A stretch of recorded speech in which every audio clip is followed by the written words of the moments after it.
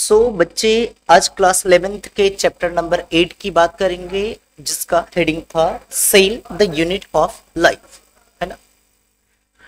Cytology में बच्चे आपको 3 चैप्टर पढ़ने को मिलेगा।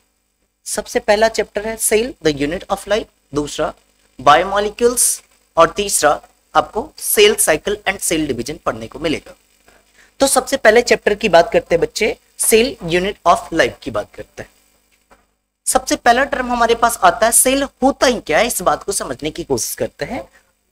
तो cell is the structural and functional unit of an living organism. Cell की बात कर लीजिएगा तो सेल क्या है, स्ट्रक्चरल यूनिट है किसका, या फंक्शनल यूनिट है किसका, लिविंग ऑर्गेनिज्म का। इसी को मैं थोड़ा सा मॉडिफाई करने की कोशिश करता हूं। अगर स्ट्रक्चरल यूनिट की बात करेंगे ना बच्चे, तो स्ट्रक्चरल यूनिट बोल लीजिएगा किसका, ये बोल लीजिएगा लिविंग ऑर्गेनिज्म का। ये लिविंग ऑर्गेनिज्म का स्ट्रक्चरल यूनिट है।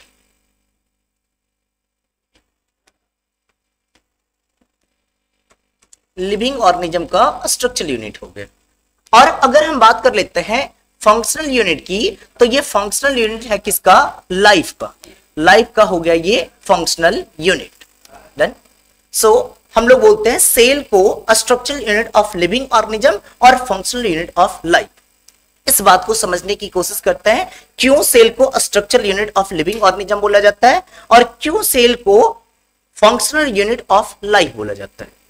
अगर हम बात करते हैं स्ट्रक्चरल यूनिट की, स्ट्रक्चर कहने का मतलब क्या, जैसे अगर हम एक घर की बात कर लें तो एक घर हमारा छोटे छोटे ब्रिक्स से बना हुआ होगा, तो स्ट्रक्चरल यूनिट हमारे घर का क्या बोल लीजिएगा, ब्रिक्स है।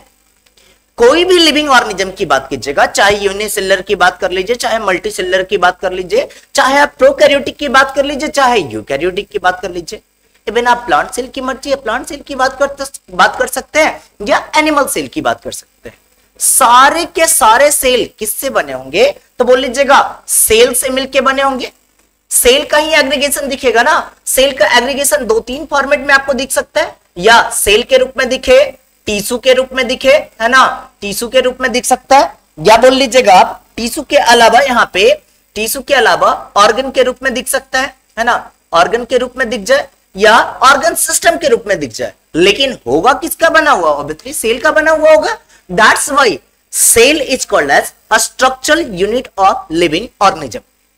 और अगर हम बात करते हैं फंक्शन की, तो एक लिविंग और नॉन लिविंग के बीच में डिफरेंस क्या है भाई। जो लिविंग होगा उसके अंदर सेल होगा, सेल के अंदर मॉलिक्यूल्स हैं, इस मॉलिक्यूल में आपस में इंट्रैक्शन होता है, सेल में आपस में इंट्रैक्शन होता है और इंट्रैक्शन करके ये लिविंग जैसा प्रॉपर्टी लाते हैं।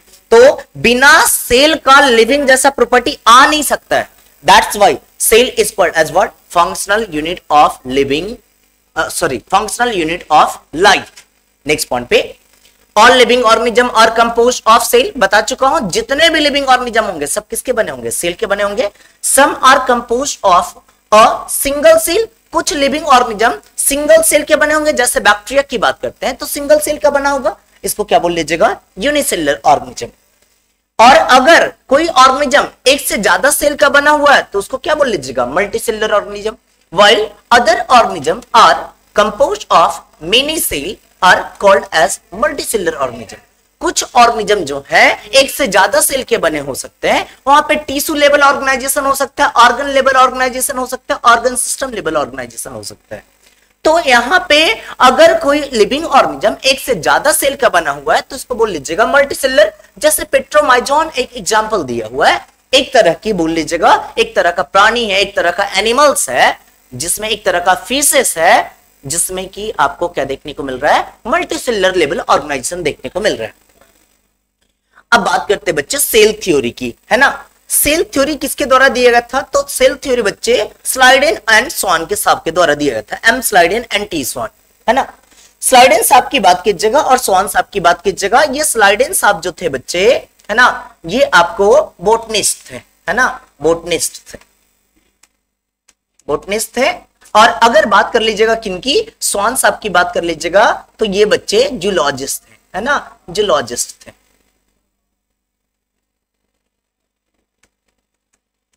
जूलॉजिस्ट, है ना, ये जूलॉजिस्ट।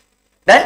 अब बात की स्लाइडेन साहब की, तो ये बॉटनिस्ट थे, ये प्लांट सेल का स्टडी कर रहे थे और प्लांट सेल के स्टडी करने के समय इनको क्या मिला, इनको मिला ये बहुत सारा कंपार्टमेंट दिखा जो प्लांट के टिश्यू है, अलग अलग टिश्यू है, अलग अलग तरह के सेल से बने होते हैं। Plant tissue are composed of different type of cell. किन की बातें आई, बॉटनिस्ट साहब की बातें आई, स्लाइडेन साहब की बातें आई, तो बताएं plant are composed of different type of cell. अगर स्वान साहब की बात की जगह जूलॉजिस्ट जो थे, जो स्वान साहब थे, इनकी बात की जगह एनिमल सेल का स्टडी कर रहे थे और एनिमल सेल का स्टडी करने के वक्त क्या पाए कि एनिमल सेल के बाहर में एक पतला सा लेयर दिख रहा है और उस पतले से लेयर का क्या नाम दिए, सेल मेम्ब्रेन। क्या नाम दिए, सेल मेम्ब्रेन। और वही जब प्लांट सेल को देखने लगे तो प्लांट सेल को देखने के वक्त क्या पाए, प्लांट सेल को ऑब्जर्व करने के वक्त ये पाए कि प्लांट सेल में सेल मेम्ब्रेन के बाहर में उस पतली सी लेयर के बाहर में एक मोटा सा लेयर बना हुआ है। Thick layer was present outside the thin layer, that thick layer is called as what, cell wall, है ना। तो प्लांट सेल के अंदर क्या देखने को मिला, सेल वॉल देखने को मिला। अब कंक्लूजन आया स्वान साहब का कि प्लांट सेल हो या एनिमल सेल हो, सब किसका बना होगा, प्लांट टिश्यू हो या एनिमल टिश्यू हो, सब किसका बना होगा, सेल का बना होगा। All living organism are composed of cell and their product. Cell तो समझ में आया, लेकिन उसका प्रोडक्ट क्या होता है सर? भाई सेल मिलके क्या करेगा, बहुत सारा सेल मिलके टिश्यू का फॉर्मेशन करेगा, बहुत सारा टिश्यू मिलके क्या करेगा, ऑर्गन का फॉर्मेशन करेगा, बहुत सारा ऑर्गन मिलके क्या करेगा, ऑर्गन सिस्टम का फॉर्मेशन करेगा, और ऑर्गन सिस्टम ऑर्गेनिज्मिक लेवल का फॉर्मेशन करेगा। जैसे हम ह्यूमन बीइंग्स की बात करते हैं बच्चे, कितने सारे ऑर्गन सिस्टम है, nervous system, digestive system, excretory system, circulatory system. अब एक ऑर्गन सिस्टम की बात कर लेते हैं, डाइजेस्टिव सिस्टम की बात कर लेते हैं। देखिए ना कितना सारा ऑर्गन है, माउथ है, टंग है, ओसोफेगस है, स्टमक है, इंटेस्टाइन है, कितने सारे ऑर्गन दिखे बच्चे। अब एक ऑर्गन को ले लीजिएगा, कितने सारे टिश्यू मिलेंगे, एक टिश्यू को ले लीजिएगा, कितने सारे सेल मिलेंगे, that is called as what, cell product. Drawback क्या था, स्लाइडेन और स्वान साहब के द्वारा जो सेल थ्योरी दिया गया था, ये बताएं जितने भी लिविंग ऑर्गेनिज्म है सब किसके बने होंगे, सेल और उसके प्रोडक्ट के बने होंगे। लेकिन इनसे यह पूछा गया कि भाई बने तो होंगे, लेकिन अगली बार सेल का फॉर्मेशन कैसे होगा, अगली बार नया सेल का फॉर्मेशन कैसे होगा। So he was unable to explain how new cells are form. नए सेल का फॉर्मेशन कैसे होता है, इस बात को ये एक्सप्लेन करने में कैपेबल नहीं थे। नेक्स्ट पॉइंट पे आते बच्चे। सो सेल थ्योरी को मॉडिफाई किया गया किसके द्वारा, रॉडल्फ विर्चो के द्वारा मॉडिफाई किया गया, 1885 में मॉडिफाई किया गया। और ये जर्मन साइंटिस्ट थे और स्टेटमेंट दी ओमनी सेलुला ई सेलुला। ओमनी सेलुला ई सेलुला कहने का मतलब होता है new cells are form from pre existing cell. नए सेल का फॉर्मेशन किससे होगा बच्चे, पुराने वाले सेल से होगा। लेकिन फिर आपके मन में सवाल चलेगा, सर पुराने वाले सेल से तो नए वाले सेल आ गए, लेकिन पुराने वाले सेल कैसे होंगे? तो मेरा आंसर होगा बच्चे पुराने वाले सेल से डिवाइड। लेकिन फिर से आपका, सर कभी तो पुराना वाला सेल कहीं से तो बना होगा। अगर पहले इवोल्यूशन की बात कर ले, हमारा इन्वायरमेंट इस तरह से था कि नए ऑर्गेनिज्म की नए सब्सटेंस का एक्युमुलेशन करके एक नए सेल के रूप में बना। जब पहली बार कभी सेल बना होगा तो उसके लिए टर्म का यूज कीजिएगा डी नोवो। पहली बार कभी सेल एक्चुअली में बना होगा, उसके बाद ना ये डिवाइड करके अगला सेल, ये डिवाइड करके अगला सेल, ये डिवाइड करके अगला सेल। तो पहली बार कभी सेल बना होगा तो इसके लिए टर्म का यूज कीजिएगा डी नोवो। डी नोवो कहने का मतलब क्या होता है, सेल्फ फॉर्मिंग, है ना। अब पुराने वाले सेल से नया सेल बनता हुआ चला जाएगा, जनरेशन आफ्टर जनरेशन बदलता चला जाएगा। नेक्स्ट पॉइंट पे चलते बच्चे, modern view of cell theory. भाई ओल्ड व्यू तो आ गया था क्या कि जितने भी लिविंग ऑर्गेनिज्म है सब किसके बने होंगे, सेल और उसके प्रोडक्ट के बने होंगे, टिश्यू का, ऑर्गन का, ऑर्गन सिस्टम का, ऑर्गेनिज्मिक लेवल, ये सारा होगा। अब दूसरा स्टेटमेंट क्या आया बच्चे कि जो नए सेल आएंगे वो कैसे आएंगे, पुराने वाले सेल से आएंगे। All new cell arises from pre existing cell. जो नए सेल आ रहे हैं वो पुराने वाले सेल में डिवीजन की वजह से आ रहे हैं। That's about. नेक्स्ट पॉइंट पे आते हैं बच्चे, सेल के साइज की बात करते हैं। तो सेल का साइज की बात कर लीजिए या शेप की बात कर लीजिए, सेल का शेप और साइज दोनों ही क्या होगा, variable. Size of cell vary from cell to cell. हर सेल में plant cell, animal cell, eukaryotic cell, prokaryotic cell, unicellular cell, multicellular organism, है ना, तो सब जगह पे सेल वेरी। इवन आपके बॉडी के अलग अलग पार्ट में अलग अलग सेल का साइज होगा, सारे सेल का साइज एक जैसा नहीं होता। That's about the size of cell vary from cell to cell, है ना। स्मॉलेस्ट सेल की बात कर लीजिएगा तो स्मॉलेस्ट सेल कौन सा है, माइकोप्लाज्मा, जिसका साइज क्या है 0.3 माइक्रोन मीटर, है ना। सर तो वायरसेस क्या, बेटा वायरसेस की बात कीजिएगा, वायरसेस तो सेल है ही नहीं, वो तो असेलुलर, कंप्लीट सेल है ही नहीं। उसमें तो क्या है, प्रोटीनेशियस सब्सटेंस है, और क्या है, genomic material, either DNA, RNA और कुछ भी, है ना। या डबल स्ट्रैंडेड डीएनए या सिंगल स्ट्रैंडेड डीएनए या सिंगल स्ट्रैंडेड आरएनए या डबल स्ट्रैंडेड आरएनए। वहां पे तो कंप्लीट स्ट्रक्चर सेल का है नहीं, साइटोप्लाज्म तो है नहीं, लिपिड का मेम्ब्रेन है ही नहीं, तो उसको असेलुलर बोल देते हैं। जहां पे भी सेलुलर की बातें आ गई, है ना, तभी हम जाके उसको बोलेंगे ये लिविंग ऑर्गेनिज्म है। सेल की बात आएगी तभी जाके लिविंग ऑर्गेनिज्म बोलेंगे। तो सबसे स्मॉलेस्ट सेल की बात कीजिएगा कौन सा है, माइकोप्लाज्मा। लेंथ इसका है 0.3 माइक्रोन मीटर, और अगर डायमीटर की बात कर लीजिएगा 0.1 माइक्रोन मीटर, है ना। अगले पॉइंट पे आते हैं बच्चे, तो यहां पे ध्यान दीजिएगा। अब इसी माइकोप्लाज्मा में एक एग्जांपल है पीपीएलओ, है ना। पीपीएलओ की बात कीजिएगा बच्चे, इसका फुल फॉर्म है pleuropneumonia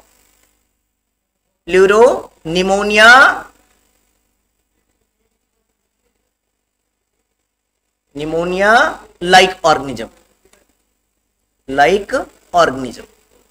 pleuropneumonia like organism, PPLO, ठीक है। तो कभी कभी इसके फुल फॉर्म से ही क्वेश्चन पूछ दिया जाता है कि पीपीएलओ का फुल फॉर्म क्या है, प्लूरोनिमोनिया लाइक ऑर्गेनिज्म। अगले पॉइंट पे, टिपिकल बैक्टीरियल सेल साइज क्या हो जाएगा 1 to 2 माइक्रोन मीटर, कहीं कहीं लिखा हुआ मिलेगा आपको 3 to 5 माइक्रोन मीटर। इससे घबराने वाली बात नहीं है, आप 1 to 5 माइक्रोन मीटर वेरी कर लीजिएगा साइज, है ना। डाटा एनसीईआरटी का है 3 to 5 माइक्रोन मीटर। डन, आगे आ जाते हैं। वायरसेस की बात कीजिएगा 0.2 micron metre to 0.2 micron metre. Human के आरबीसी के साइज की बात कर लीजिएगा 7 माइक्रोन मीटर। लॉन्गेस्ट सेल कौन सा हो जाएगा, नर्व सेल। और हाईली ब्रांच सेल कौन हो जाएगा, again nerve cell. Largest isolated cell कौन सा हो जाएगा, या लार्जेस्ट सिंगल आइसोलेटेड सेल कौन सा, एग ऑफ ऑस्ट्रिच। आगे की ओर बढ़ते बच्चे, शेप ऑफ सेल की बात करते हैं। अगेन जैसे मैं आपको बताया साइज सेल का वेरिएबल होगा, उसी तरह से सेल का शेप भी क्या होगा, वेरिएबल होगा। अलग अलग, जैसे हम बात करते कॉलमनर सेल, बात करते क्यूबॉइडल सेल, बात करते ओवल शेप सेल, बात करते इरेगुलर शेप। शेप वेरिएबल होता है, बोल लीजिएगा एक जैसा फिक्स नहीं होता है ना। Shape of the cell also vary from organ to organ and organism to organism. हम बात कर ले एलिमेंट्री कैनाल की, हम बात कर लेते सर्कुलेटरी सिस्टम की, हम बात कर लेते स्केलेटल सिस्टम की। हर जगह पे सेल का शेप और साइज दोनों अलग अलग होगा। ये तो ऑर्गन टू ऑर्गन हो गया। हम plant cell, animal cell, prokaryotic cell, eukaryotic cell, हर जगह पे साइज वेरी करेगा, शेप वेरी करेगा। माइकोप्लाज्मा की बात कर लीजिएगा तो माइकोप्लाज्मा में सेल वॉल एब्सेंट होता है, शेप में चेंज, और इसीलिए हम इसको क्या, शेप चेंज हो सकता है, बदल सकता है, और इसीलिए क्या बोल देते हैं, जोकर ऑफ प्लांट किंगडम, या इसको बोल लीजिएगा माइक्रोबियल डाइवर्सिटी, है ना। माइक्रोबियल डाइवर्सिटी, माइक्रोबियल डाइवर्सिटी का इसको क्या बोल लीजिएगा, जोकर। अगले पॉइंट पे आ जाते हैं, जोकर ऑफ एनिमल किंगडम कौन है, अमीबा। सर जोकर क्यों बोल रहे हैं भाई, शेप बदल रहा है, जोकर का काम क्या होता है, अलग अलग शेप दिखाना आपको। तो यहां पे शेप क्या हो रहा है, चेंज होता जा रहा है, and that's why it is called as what, joker of animal kingdom. Next point पे चलते हैं, लेम्डा बैक्टीरियोफेज की बात करते हैं बच्चे। तो लेम्डा बैक्टीरियोफेज का शेप आपको दिख पा रहा है यहाँ पे, ये वाला रीजन बोल लीजिएगा हेड रीजन है ना, हेड रीजन। और हेड रीजन में ही आपको क्या देखने को मिलेगा, डीएनए या जीनोमिक मटेरियल बोल लीजिएगा। ये वाला पार्ट पोलर पार्ट है, और नीचे की ओर ये वाला जो पार्ट दिख रहा है बच्चे, ये आपको बोल लीजिएगा टेल फाइबर्स दिख रहा है। बस इससे ज्यादा और कुछ नहीं। हेड, पूरा का पूरा पोर्शन पोलर और ये वाला बोल लीजिएगा टेल फाइब्रिल्स। डन, आगे की ओर बढ़ते हैं। बैक्टीरिया के शेप की बात करते हैं। ये जो सेल है ना, सेल का शेप वेरी करता है, तो सबसे पहले बैक्टीरियल सेल के शेप की बात कर लेते हैं। अगर स्फेरिकल शेप है तो क्या बोल लीजिएगा, कोकाई। अगर स्पाइरल शेप्ड है तो क्या बोल लीजिएगा, स्पाइरली, है ना। अगर रॉड शेप है तो क्या बोल लीजिएगा, बैसली। और अगर यहाँ पे कॉमा शेप है ना, कॉमा शेप है तो क्या बोल लीजिएगा, विब्रियोज। डन, अगले पॉइंट पे आ जाते हैं बच्चे। कुछ ह्यूमन सेल के शेप की बात करते हैं। जैसे अगर आरबीसी की बात कीजिएगा तो ये राउंड भी दिख सकता है और बाइकॉनकेव भी दिख सकता है, राउंड भी दिख सकता है और बाइकॉनकेव भी। और अगर बात कर लीजिएगा किसकी, डब्ल्यूबीसी की, तो इरेगुलर शेप दिखेगा या अमीबॉइड शेप दिखेगा।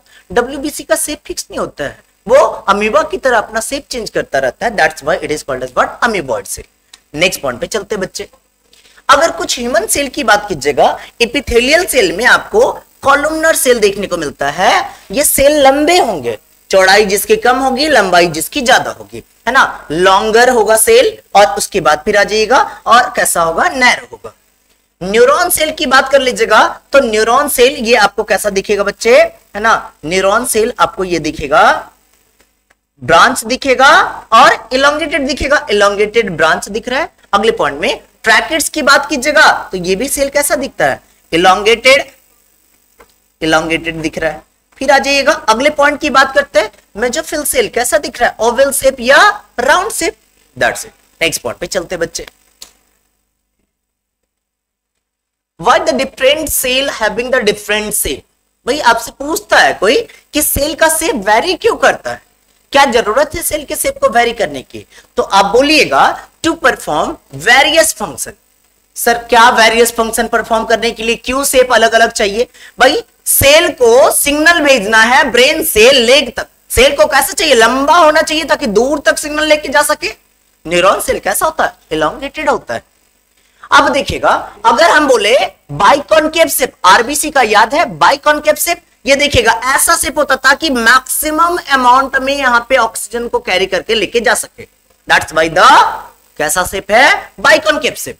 अरे ट्रैकिड्स की बात कीजिए ना, देखिए ट्रैकिड्स का शेप कैसा है, इलोंगेटेड। क्या करेगा, पानी को उठा के नीचे से ऊपर की ओर लेके जाना है, दूर तक लेके जा सके, इसलिए क्या बोलिएगा, कैसा शेप है, इलोंगेटेड शेप।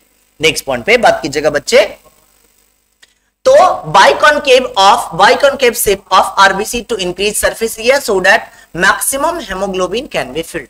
यहाँ पे ज्यादा अमाउंट में हेमोग्लोबिन को फिल करके ले जाया जा सके, इसलिए biconcave shape. Neuron cell are elongated so that impulse can be transmitted easily, दूर तक इंपल्स को लेके जा सके, इसीलिए न्यूरॉन सेल कैसा होता है, इलोंगेटेड होता है। नेक्स्ट पॉइंट की बात करते हैं बच्चे। एनसीईआरटी क्या लिखता है, the shape of cell may vary with the function they perform. Cell का शेप वेरी करता है किस पे, किसके बेसिस पे, जैसा वो काम कर रहे हैं वैसा उसका शेप होगा। They may be disc like, cuboidal, polygonal, columnar, thread like and even irregular. Cell का अलग अलग शेप को दिखाया गया बच्चे, हो सकता है ये डिस्क लाइक हो सकता है क्यूबॉइडल हो सकता है पॉलीगोनल हो सकता है कॉलमनर हो सकता है थ्रेड लाइक और हो सकता है इरेगुलर हो, है ना। सर सारे का एग्जाम्पल भाई जरूरत खास नहीं है, लेकिन कुछ का एग्जाम्पल बता देता हूं। जैसे कॉलमनर से कॉलमनर एपिथेलियल टिश्यू, क्यूबॉइडल से क्यूबॉइडल एपिथेलियल टिश्यू, है ना। इरेगुलर से डब्ल्यूबीसी बोल सकते हैं।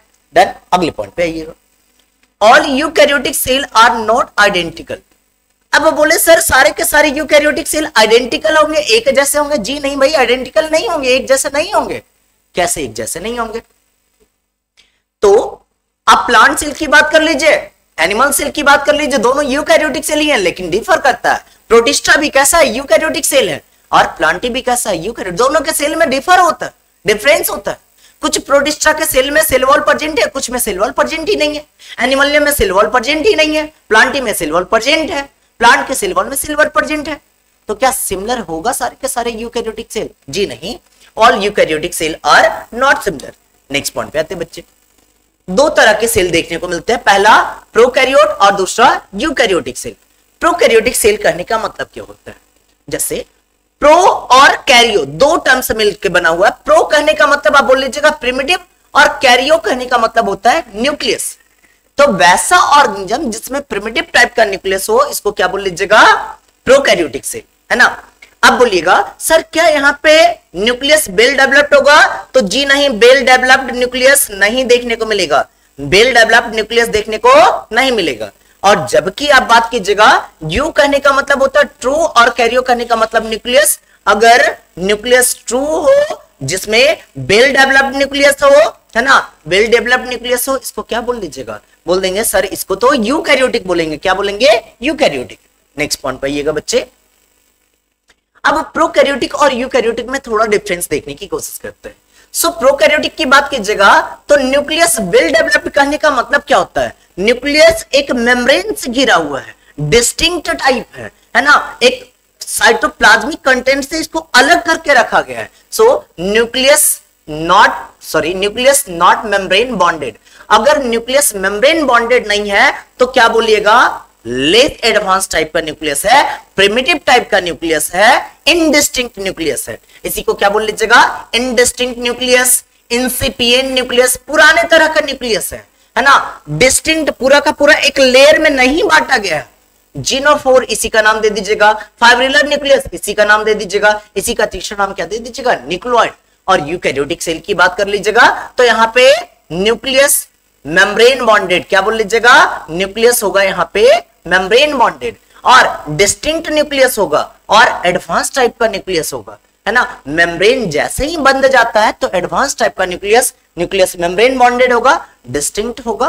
देन अगले पॉइंट पे, अब न्यूक्लियस के बेसिस पे तो प्रोकैरियोटिक और यूकैरियोटिक में समझ ही लिए भाई। पुराने तरह का प्रिमिटिव टाइप का न्यूक्लियस है प्रोकैरियोटिक, एडवांस टाइप का न्यूक्लियस है यूकैरियोटिक। एडवांस टाइप किसको बोलेंगे? जहां पे मेम्ब्रेन प्रेजेंट है। प्रिमिटिव टाइप मेम्ब्रेन प्रेजेंट नहीं है, किस में? न्यूक्लियस में।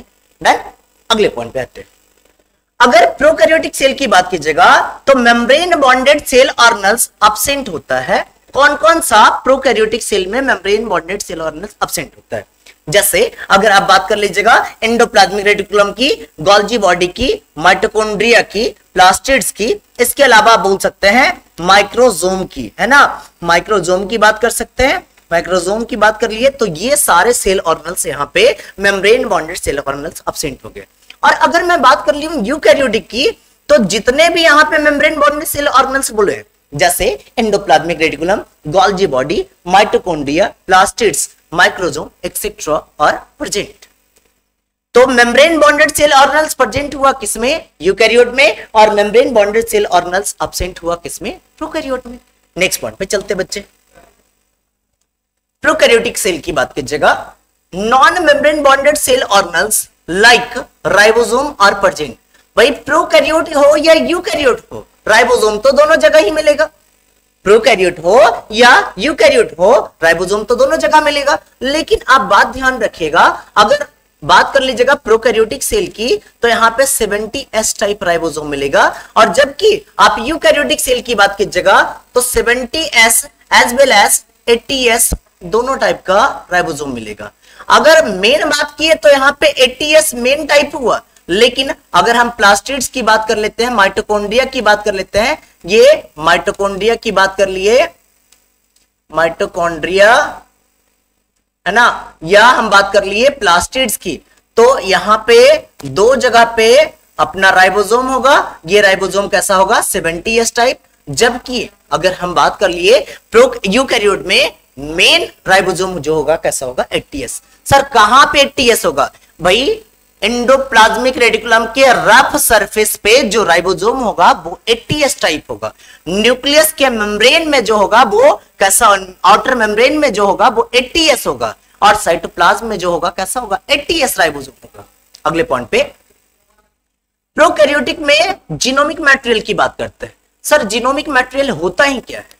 जिसके थ्रू जेनेटिक इंफॉर्मेशन पास हो। सर नहीं समझ में आया भाई। जिसके जैसे पेरेंट से कुछ इंफॉर्मेशन पास हो रहा है डाउटर सेल में, या बोल लीजिएगा पेरेंट से ऑफस्प्रिंग में आया, तो पेरेंट से ऑफस्प्रिंग में इंफॉर्मेशन आने का मतलब क्या? जैसे भाई फादर के पास 2 हाथ पैर है, आपके पास भी 2 ही हाथ पैर बना, रीजन क्या है, कुछ इंफॉर्मेशन पास हुआ होगा ना, that is called as what, inheritance, है ना। तो अब इस इनहेरिटेंस के लिए कौन सा मटेरियल रिस्पॉन्सिबल है, that material is called as what, genomic material. ये जीनोमिक मटेरियल क्या होगा, डीएनए होगा, जिसके थ्रू इंफॉर्मेशन पास हो रहा था वो क्या होगा, डीएनए होगा। और डीएनए कैसा है, डबल स्ट्रैंडेड, कैसा है, डबल स्ट्रैंडेड। जैसे मैं डीएनए की बात कर लूं तो यहां पे आपको डीएनए दिख रहा है, ये डीएनए का पहला स्ट्रैंड हो गया, और इस पे बोल सकते हैं ये डीएनए का दूसरा स्ट्रैंड आपको दिख गया, है ना, ये डीएनए का दूसरा स्ट्रैंड दिख गया। फिर आ जाइएगा, डीएनए कैसा दिख रहा है, सर्कुलर, तो यहां पे लीनियर डीएनए कहने का मतलब क्या बोल लीजिएगा, ये वाला डीएनए कैसा दिखेगा, आपको लीनियर दिखेगा, सीधा सीधा दिख रहा है, this DNA is linear. Next point पे आ जाइएगा, यहां बता दिए डबल स्ट्रैंडेड सर्कुलर डीएनए होगा और naked DNA without histone protein, अगर डीएनए है तो क्या बोल लीजिएगा, विदाउट हिस्टोन प्रोटीन अगर डीएनए है तो नेकेड डीएनए, और विथ हिस्टोन प्रोटीन है तो आप क्या बोल लीजिएगा इसको, true DNA. That sir histone protein क्या होता है, बाद में आगे चल के आपको बताएंगे। डीएनए की पैकेजिंग के लिए एक पर्टिकुलर प्रोटीन चाहिए होता है, and that particular protein is called as what, histone protein. Next point पे जाते हैं बच्चे, ओवरव्यू ऑफ यूकैरियोटिक सेल। तो एक यूकैरियोटिक सेल को देखने की कोशिश कीजिएगा, क्या क्या दिखेगा आपको, सबसे बाहर में आपको सेल बाउंड्री देखने को मिलेगा। सेल बाउंड्री कहने का मतलब हो सकता है यहां पे सेल वॉल हो सकता है यहां पे सेल मेम्ब्रेन हो सकता है दोनों रहे, हो सकता है इसके अलावा एक और लेयर मिल जाए, ग्लाइकोकैलिक्स मिल जाए। तो सबसे पहला आ गया यहां पे सेल मेम्ब्रेन आ गया, सबसे पहला स्ट्रक्चर डन। अब इसके अंदर जो कंपोनेंट होगा, पूरे कंपोनेंट को, है ना, न्यूक्लियस को छोड़ के बाकी सारे कंपोनेंट को हम लोग क्या बोल देंगे, साइटोप्लाज्म। डन, यहां पे दूसरा पार्ट हो गया साइटोप्लाज्म। और अगर तीसरे पार्ट की बात कर लिए तो तीसरा पार्ट क्या है, न्यूक्लियस। तीसरा पार्ट क्या है, न्यूक्लियस। अब इस न्यूक्लियस के अलावा और साइटोप्लाज्म में कुछ कंपोनेंट देखने को मिलेगा, क्या क्या कंपोनेंट देखने को मिलेगा, इस बात को देखने की कोशिश करते हैं। तो सबसे पहले यहां पे आपको देखने को मिलेगा, यहां पे आप देख सकते हैं सेल ऑर्गेनल्स कुछ है, जैसे राइबोसोम की बात कर लीजिएगा, माइक्रोट्यूब्यूल्स की बात कर लीजिएगा, माइक्रोफिलामेंट की बात कर लीजिएगा, चौथे नंबर पे लाइसोसोम की बात कर लीजिएगा, है ना। राइबोसोम यहां पे बात की है, लाइसोसोम बात की है। उसके अलावा एंडोप्लाज्मिक रेटिकुलम की बात कर सकते हैं, परऑक्सीजोम की बात कर सकते हैं, माइटोकॉन्ड्रिया की बात कर सकते हैं,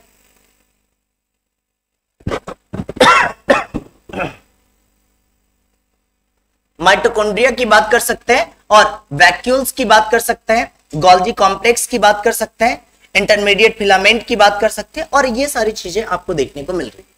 तो ये ओवरव्यू आपको दिखाया जा रहा है किसका, एक यूकैरियोटिक सेल का। अगले क्लास में बच्चे आगे की ओर पढ़ेंगे।